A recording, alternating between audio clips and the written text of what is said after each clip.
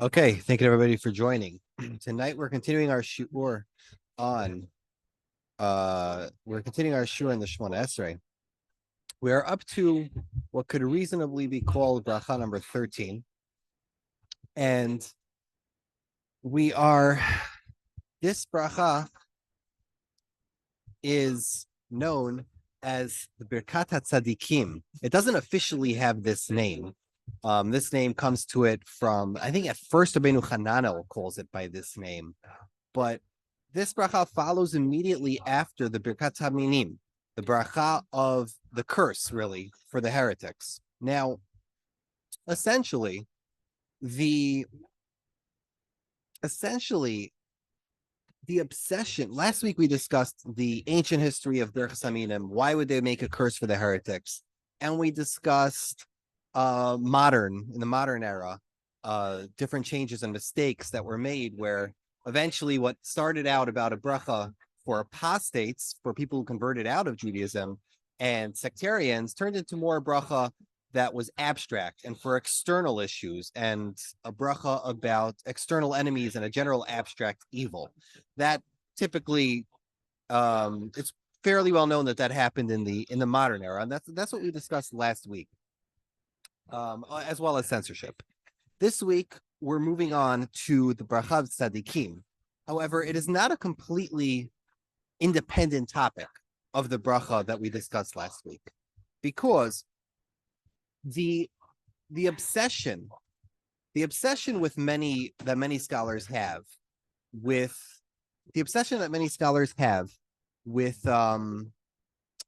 studying Birkat Haminim is in identifying the targets of the curse. Who were the rabbis cursing? Were they cursing the Tzadikim, the Sadducees? Were they was it the Baitusim? Was it the Essenes? Was it the Christians? Everybody wants to know if the rabbis were cursing the Christians. Very important for Jewish history and for Christian history.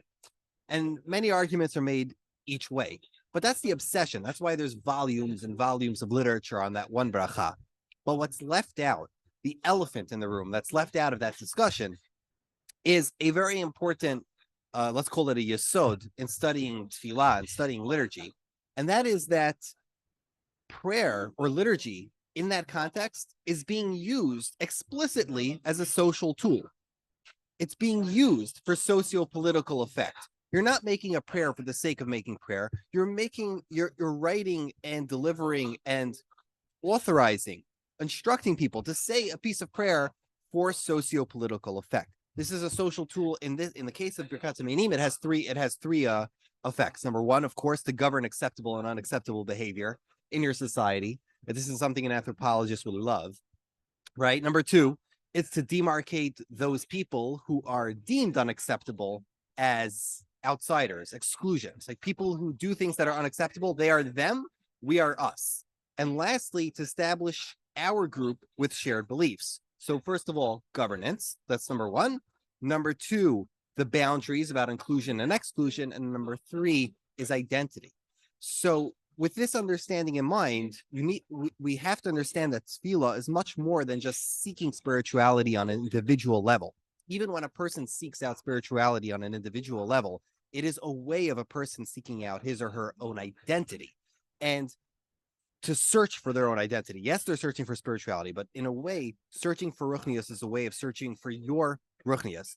And this is also true on a group level. We're not just searching for our identity as individuals, we're establishing our standing within a community around us to ground that identity. Who are we? Are we Jewish people from Flatbush? Are we who are we? Are we Moroccan Jews from Casablanca? People want to know what their identity is as a person among that group. This explains the fact that liturgy is used for sociopolitical effect and not just, let's call it, service effect or worship for the sake of Hashem alone, explains many phenomena that we find in tefillah. Phenomena like special aliyot for a chatan, yizkar, kaddish yatom, many different rituals and prayers that were put into the tefillah, which aren't necessarily a part of general worship. They're not necessarily, none of our prayer is something that God needs or wants, but they aren't a general form of standard liturgical worship. They enter the prayer very often because of the socio-political effect that they need to that they need to succeed at. We cannot pretend that liturgy is only acts in the service of Hashem. It has deep social meaning for people when they pray, and they need to be among a community. They need to feel like they belong. They need to feel identity. And the leaders who wrote many of the liturgies were aware of this and designed them as such.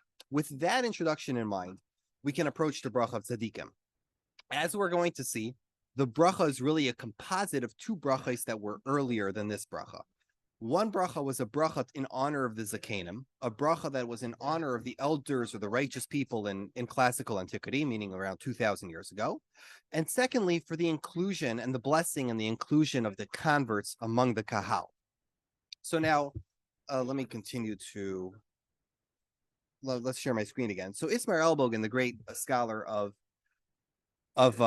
Jewish liturgy, he saw, I'm sorry, I didn't share my screen. I would like to share the screen.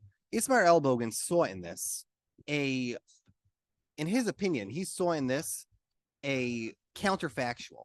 Essentially, he believed that while the first bracha, Berachas Haminim, was put there to curse converts out of Judaism, right, the apostates, right afterwards, we put a bracha to bless those who converted into Judaism. In other words, cursed be those who betrayed us, and blessed be those who joined us, which would fit very neatly if you understand this anthropologically, if you understand the bracha in a sense that it's being used for sociopolitical gains.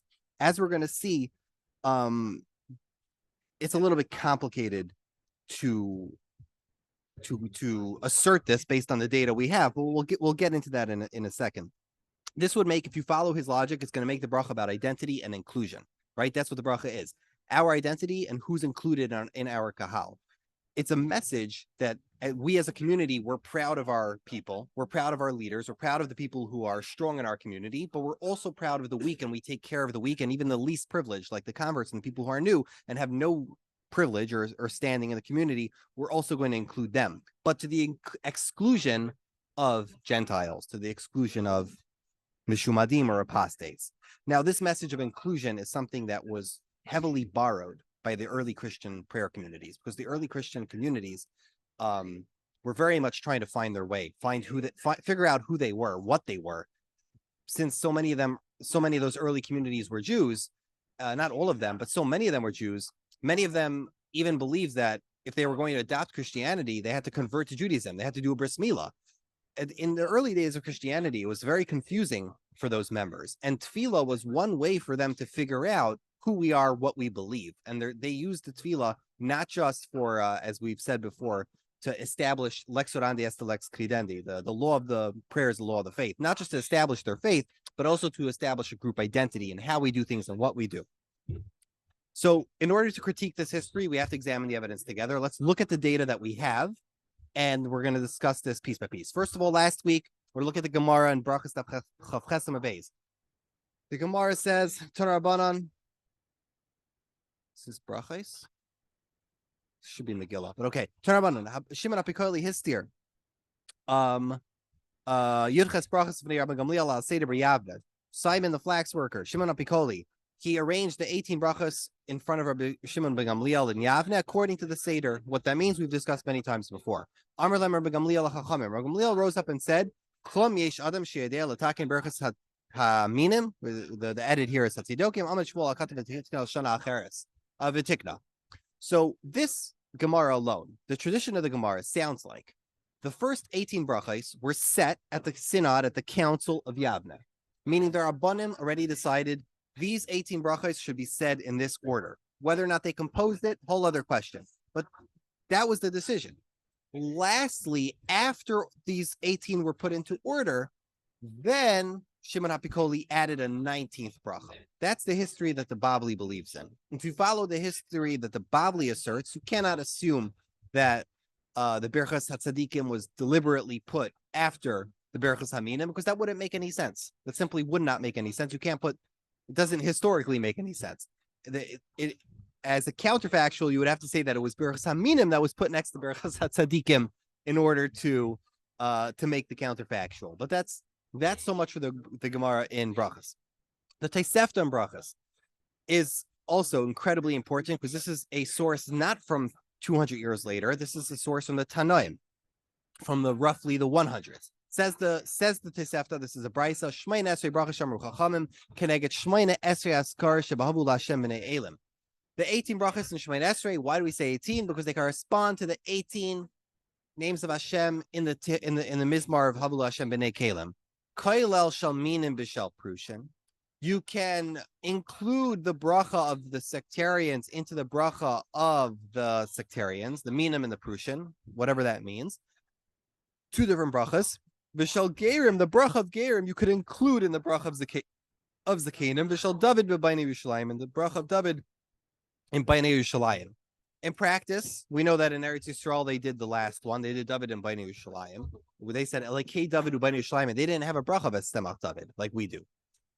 But Gerim, the Shel Tzadikim, that we still have today. If you open up your Siddur and you look at any Nusach, Ashkenaz Sfaradi, we say Ve'al Geri HaTzedek Ve'aleinu, and we say Al Tzadikim Al Chasidim. We say both. We put them both into the same bracha. This is because the Bavli was aware of this Tosefta, and the Bavli quotes it in Megillah Daf Yud Zayin Mabeit. It says, "V'kevan shakalu haposhiim." Once the heretics cease to be, once they are destroyed, mitromemet keren tzadikim, the righteous will be exalted. Dichtiv, as it says, "V'kol karnei reshaim agadea tromamna kanot tzadik." All the horns of the wicked will be cut off, but the horns of the righteous will be exalted. V'cholel gerei hatzedek im hatzadikim, and you should include the bracha, or the topic, at least by that point, of the righteous converts with the topic of the righteous ones. Shenemar mipnei seva takum v'adarta pnei zaken, because the pasuk says that you have to rise up in front of a person who is a zaken. And zaken, in the language of the Gemara, means somebody who's shekana chachma, a scholar, a distinguished person, a tzaddik. Usmichle, in the pasuk directly afterwards, says v'chi aguri itechem ger, and should a stranger sojourn among you. Because the Torah puts Zakanim next to Ger, therefore we see that the bracha of Ger should have, the bracha of Tzadikim should include in it the topic of Gerut. So this means, so far from what we've seen, we cannot take El Bogan's claim at face value. Yes, it might be a counterfactual. Yes, they might be just juxtaposed, but we cannot say for certain that the bracha of Gerim and the bracha of Tzadikim or Gerim was originally put right next to the bracha of Minim, because we don't know if they were contemporaneous, and we don't know if the development of the bracha of Ala Tzadikim, when did that get finalized? When did it canonize into a single bracha? So we cannot take that claim that it's put side by side on purpose at face value. Now, one more question before we move on. And this is a really interesting question. And that is, how common was conversion in classical antiquity? Meaning, I understand a bracha for Zakanim. I understand that, let's say the bracha was composed in the time of the Beis HaMikdash. I would understand the concept personally. I would understand the concept that if you're going to make a public prayer, you're going to include a blessing to honor the leaders who are officiating those assemblies. That makes sense to me, right? I don't see this bracha as being invented in a vacuum. Like, it totally makes sense. As these liturgies are being developed in the Beis HaMikdash, someone's going to invent a bracha to bless the Zakanim. That's totally normal. That I understand. But a bracha for Gerim, to me, strikes me as a little bit odd. I don't really understand why someone would invent a bracha specifically for Gerim. The first thing that comes to mind is that this has a historical background. There was a time somewhere within the 100, 200 years before or after the turn of the millennia, that we had a huge influx of converts. Yet, do we have evidence for that? Do we have evidence that in classical antiquity that there was a massive amount of converts to Judaism? And if so, why? Like, why would people convert to Judaism in mass? So this builds on another interesting historical arena, which just not so recently, but in the past 30, 40 years, this has become a very respected area of historical research, and that is studying demographics and population counts from in history, from ancient times onwards. And essentially, historians have come to the realization that without demographics, without understanding numbers, and how much of the population was rural, how much of the population was urban, how much of the population was slaves, how much of the population was rich, poor, how the agriculture worked, what class system and caste system you were in. Without getting statistics, you really can't understand the history. You can't understand food shortages. You can't understand politics. So in the past, I would say couple of decades, it's become a very respected area of history to study demographics and to study population decreases and population increases. Now it's very difficult to do this because the evidence that you have almost always comes from historians from God knows how long ago, and the historians from ancient times, weren't precise. They were generally storytellers. And we always have to take what they say and discount it with who they were. Like, are they embellishing? Are they exaggerating? Do they know what they're talking about? Do they not know what they're talking about? Are they a first-hand account? Are they a second-hand account? All that stuff. So there was a scholar by the name of Louis Feldman. I think I think he taught in Hebrew U or something like that. He took a look at this and he noticed that between the years 586 BC to, I think it was around 70 CE, we have a tremendous increase in the amount of Jews that are accounted for in the classical writings. Whether you're looking in Josephus or whether you're looking in Roman sources, it seems from quite a few sources that Jewish people who follow the Jewish faith, were roughly 10% of the Roman Empire. And to figure out that number means that there were probably somewhere between 3 and 10 million Jews alive in the height of the Roman Empire. So to say that if you take the numbers that we could estimate from Nach, right? You take the numbers of people living in Eretz Yisrael, which is mostly an agricultural society. It seems that there were less than 1 million Jewish people alive in the time of the 500s BC, right? How is it that suddenly, a few hundred years later, you get a population increase that's roughly 3 to 10 million? Like, we don't know the exact numbers, but he tries to calculate it to roughly 3 million. How do you get those numbers? How do you get such a population increase?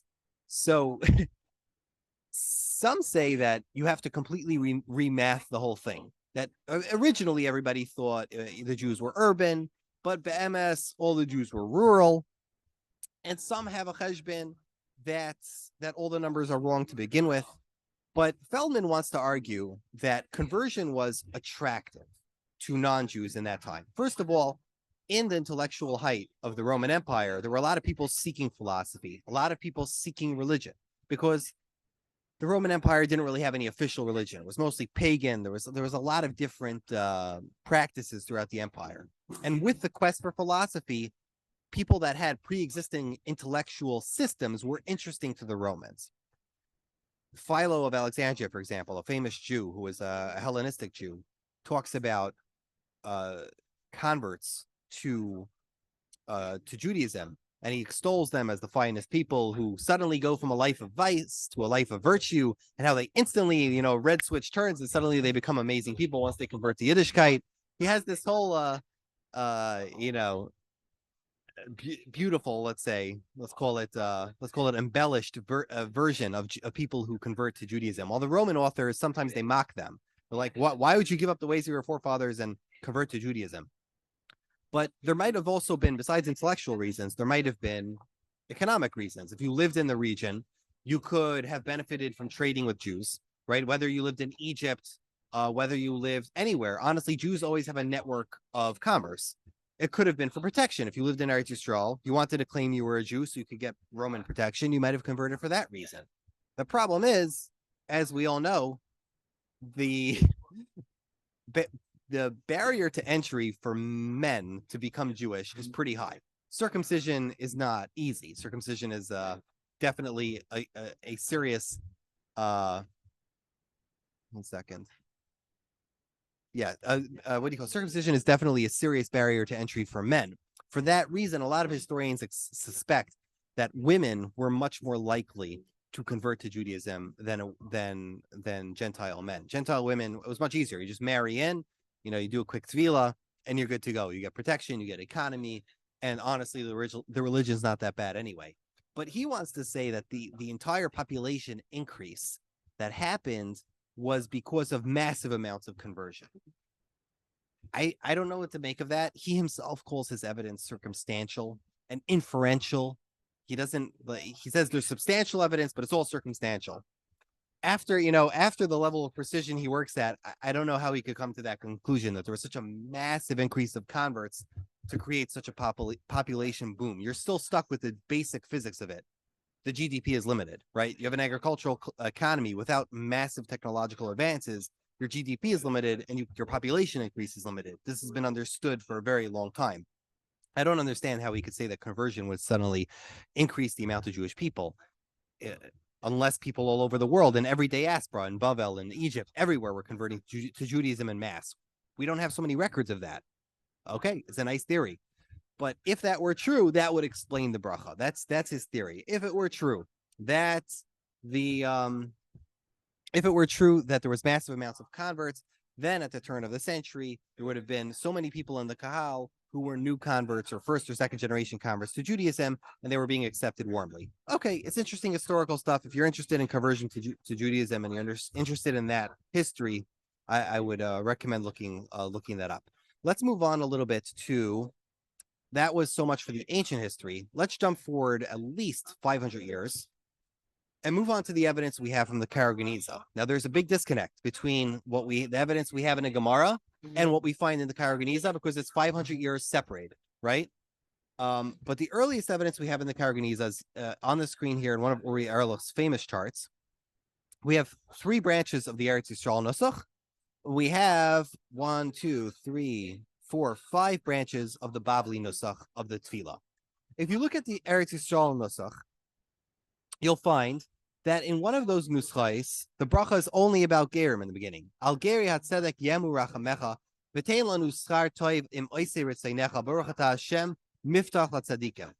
Then, in the second branch, you'll have one that seems inspired by the Bavli, and it starts al tzadikim al chasidim yemu rachamecha, v'al geri hatzedek asher heim batchu b'cha, and then tein lanu schar meiser ritzeinecha. But as you'll notice, the Baruch Ata Hashem at the end of the Eretz Yisrael version is Mishanu Miftach. Is usually Miftach Tzadikim, but only in that middle branch do we say Mishanu Miftach Tzadikim, because it's inspired by the Bavli. Lastly, Tirachim al Ziknei Amecha Beis Yisrael, V'al Hagerim Geri Hatzedek, V'yismechu B'cha Kol B'trei B'cha Baruch Ata Hashem Miftach Latzadikim. If you look here at this manuscript, you'll see this is a famous manuscript, TS K2733b.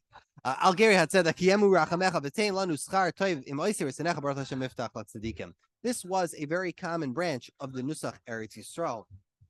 And what's fascinating here is that might be a clue to one of the more ancient nuschais, which only was about gerus, right? We've mentioned that there were two versions. There was two brachas. One bracha was about gerim. One bracha was about tzadikim. That branch 1 of Al Geri Hatzedek, where it doesn't even start talking about Zakenim, it doesn't even start talking about Tzadikim, that bracha might be a relic of the much more ancient version. But you must remember, 500 years is a really long time. Language is like a parade. Nobody stops moving in a parade. So just like language moves over time, and linguists would study how language evolves over time, the same is true with liturgy. Nothing stands still in liturgy. It isn't possible that a liturgy over 500 years is going to remain the same. So to make a quantum leap and look at a manuscript from the Karageniza on the 700s and say this must be how they davened in the 200s or the 300s is a stretch. And most of the manuscripts in the Karageniza are from the 800s and 900s onward. So let's look at the Nusach HaBavli, because this is where it's going to get a little bit more interesting, because we know, since all of us here daven Nusach HaBavli every day, you'll be much more familiar. First of all, almost all the versions start Al Tzadikim, Al Chasidim, V'al Geri Hatzedek. That's how most of the versions of the Bavli start, and most of them end Baruch Ata Hashem Mishanu Miftach. All of them end Mishan u'miftach latzadikim. In a minority of the manuscripts that we have in the Karageniza, they add a little section here. V'al sherit amecha beit Yisrael, v'al pleitat beit Ephraim, and then they say v'al geri hatzedek. These are later manuscripts, right? The most recent stuff, like from the 1100s, the 1200s, that's the stuff you find in the Karageniza, which adds that extra section. But before that, it didn't have it. So we don't have any evidence that that part is old. It seems that that's a later medieval edition. Let's go on a little further. May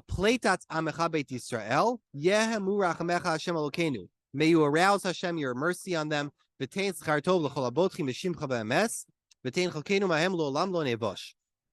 give our chelak with them. They should never be embarrassed, and we should never be embarrassed. So to decode this would take a lot of time if we're going to compare section by section. Well, let me share with you for a second the difference where what we have today between the Spanish, or let's call the descendants of the Nusach Sfarad, and the descendants of the Nusach Ashkenaz. If you look at the Nusach Ashkenaz first, you'll see that al tzadikim v'al chasidim v'al ziknei amacha beit Yisrael v'al pleitat sofrem v'al gerei tzedek. Right, that's how it begins. It has a prominent placement of zikenim, while in the Sfaradi Nusach we do not have that. Al tzadikim v'al chasidim v'al sheret amacha beit Yisrael v'al pleitat beit sofrem, but there's no mention of zikenim. Almost every version, I should say every version of every Nusach throughout Klal Yisrael had no mention of Zakenim besides the Ashkenaz version. Only the Ashkenaz version, and obviously to a small extent, the French and the English who were really Ashkenaz, they were the only people who put in the language of Zakenim. Everybody else who followed the Bavli, which technically calls it the Beracha Tzadikim, only said Tzadikim because it seems that they're basically the same thing. After all, the Gemara brings a pasuk about L'fnei Seva Takum, right? V'hadarta Pnei Zaken. So apparently, the Nusach HaBavli assumes that Tzadikim and Zakenim are the very same thing. While in Nusach Ashkenaz, they put in Ziknei Amecha Beit Yisrael. However, in the past 300 years, things have started to change. And in the Sfaradi Sidurim, we find Ve'al Zikneihem, right?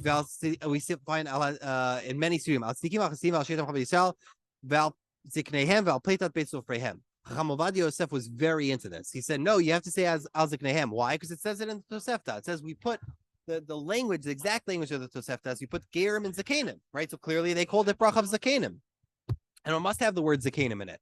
And he says, look, the Machzor Vitri has it, and the Orchos Chaim, and he brings all the Ashkenaz sources which have it. So he says, and the fact that the Shar Kavanas of the Arizal doesn't have it must be a Ta'i Sefer, and the Arizal really meant to say it. Chamovadia is very strong about adding Val Zikneihem. The truth is, before 300 years ago, nobody had it. Now, there's this very enthusiastic rabbi in Eretz Yisrael. His name is Rabbi Aaron Gabbai. He used to write under a pen name, Yehuda Cohen, because I guess he was shy, but he's really enthusiastic about tefillah, and he's written a lot of incredibly important, important articles. He has his own academia.edu page where he's written very important stuff in, I think, Menorah Midarom and a few other publications where he tracks the evolution of medieval prayer into modern prayer. In other words, what the Sidurim looked like in medieval times to how they looked in modern times. So the transition from the first half, from 1000 to 1500, to how that transitions from after the printing press from 1500 to 2000. He was fascinated by this question of Zakenim. Where did it come from? He wanted to investigate it. And of course, he found that, nobody said Zakenim among Klal Yisrael besides the Ashkenazim. And that's beautiful. They have their Nusach. They have they have their Mesorah. The problem is we don't know what any of that means because we have that whole section over there. Let me show it to you again. Sherit Amacha Beit Yisrael, those who survived Beit Yisrael, Pleitat Beit Sofreim, the remnants of their study houses, and then Gerei HaTzedek. Who are these people? Who are the Sherit Amacha Beit Yisrael? Who is the Pleitat Beit Sofreim? Who are we lamenting? Who was destroyed? When the first scholars looked at this, they hypothesized maybe this text is really ancient. It's from the time of the Chashmonaim. And it's from Yanai HaMelech, when Yanai HaMelech chased out all Sanhedrin, like Ephraim Orbach does this in one of his articles. He's studying who were the Sofrim? We say this is Midivrei Sofrim. Who are the Sofrim? He says, well, there's a Megillas Tainus that says Pleitas Sefraya. So maybe this is it from Yanei HaMelech, from the time of Yanei HaMelech, when Yanei was chasing the rabbis to kill them. This is where that text entered the bracha. I mean, it's a huge stretch because we don't find this language until medieval times. It's possible that it's really ancient, but it's a huge stretch. That's the language of that's how we know what do you call it? That's the discussion of Pleta Pesofreim, that he was more obsessed with the languages of the Zakanim and if it was legitimate or not. So he spends a lot of time in the Tosefta. He spends a lot of time on the Yerushalmi. But one thing he does that is really clever, and I don't agree with him fully, because, again, we have that 500-year gap, but he wants to reconstruct, he believes that he could reconstruct the earliest versions of the bracha based on a comparison of the Yerushalmi and the Tosefta. He believes as follows. The Pasuk says in, oh, Hashem, please help me find this. Right. The Pasuk says in Zechariah, Ko amar Hashem tzivakot, ad yeshvu zakenim uzkenot berchavot Yerushalayim, ve'ish mishanto biado merov yamin. Right? Hashem says, for the day when the elders and the elder women shall sit in the streets of Yerushalayim, and a man on his cane, mishanto biado, his walking stick, merov yamin, from how old he is. There's a pasuk in Zechariah which puts the word zakenim next to walking stick. So he wants, I won't bore you with the complexities of this, but he wants to reconstruct it as follows. He believes that originally there were two brachot. We know there were two brachot, but he believes that originally the nusach of the two brachot was as follows. First, al ha-tzadikim ve'al ha-chasidim yehemu rachamecha Hashem Elokeinu v'tein sachar tov la-tzadikim osei retzonecha v'tein chalkenu imahem. By taking out all those pieces of the taking out, isolating, as you see on the screen here, the most important words from each, basically using philology to isolate the words that are prominent in every nusach, he decides that this is probably the original nusach. But here's the kicker: Baruch atah Hashem mishan lizakenim. He believes he's arguing that there's no way you would say Mishan u'miftach la-tzadikim.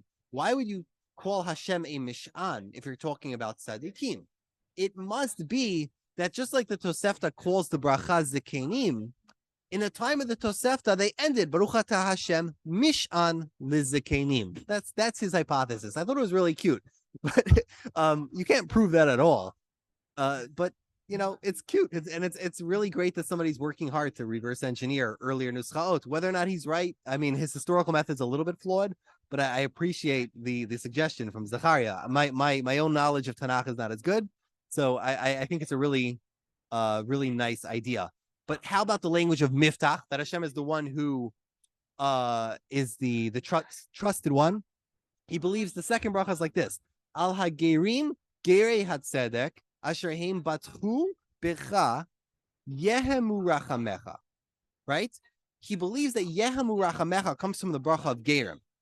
The converts who are righteous, who trusted in you, Hashem, arouse your mercy for them, ve'al yevoshu, and they should never be ashamed. Meaning today we say lo'olam lo nevosh out of nowhere. Why do we say lo'olam lo nevosh inside al tzadikim v'chasidim? It's a non sequitur. Why in the middle of a bracha about honoring our righteous ones do we ask Hashem that we should never be ashamed? He says no. The bracha, the part of the bracha about never being ashamed is a relic of the part of the bracha about gerim. We're asking that the gerim should never be embarrassed because they're noobs and because they're underprivileged and because they're new to Yiddishkeit and they're always embarrassed. We're praying that the bracha, the part of the bracha about busha comes from an earlier language of the al yevoshu, and they shall never be ashamed. Baruch atah Hashem miftach lagerim.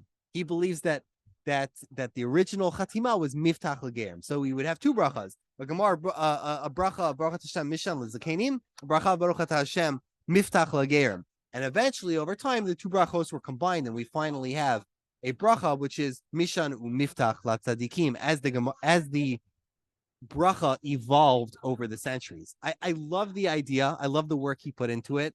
I don't agree with everything, but it's really important that he did this work. He does phenomenal work. I'd encourage anybody who's interested in Nusach Sfaradi, especially, and Nusach Paras. He did a multi-article program on reconstructing the Nusach from Spain in the medieval times and the Nusach of Persia from medieval times. This is something no one has done before, and it's very sad because we have very few manuscripts of how people prayed in Spain from the Middle Ages. Unfortunately, the manuscripts from Ashkenaz and Sarfat survived. Many of them had from the Machzorim that contained a lot of piyutim. But in Spain, where they had less piyutim and they didn't write Machzorim like this as much, we just don't have many manuscripts of how they prayed in the High Middle Ages. And especially the early Middle Ages, we don't have a lot of data. There's maybe like 12 manuscripts in total from the Jews of, let's call it Sfarad, to give us some rough idea of how people daven in the Iberian Peninsula in the Middle Ages. So he took all the data that we have and the earliest printed Sidurim, and he tried to reconstruct how people davened. I think it was in Castile and in Persia, and also he did Birkat Hamazon, a lot of very interesting work on the entire Amidah and also on other topics as well. So I'd encourage anybody who's interested to look at his academia page. His name is again Rabbi Aaron Gabay. Okay, so I think that'll conclude our shiur on Ala Tzadikim Vala Hasidim. It's a beautiful bracha. Again, we should recap. This is a composite bracha. It's a bracha which originally began as two separate brachot, which were later combined. One was in honor of the elders and the righteous in the community. The other was for inclusion and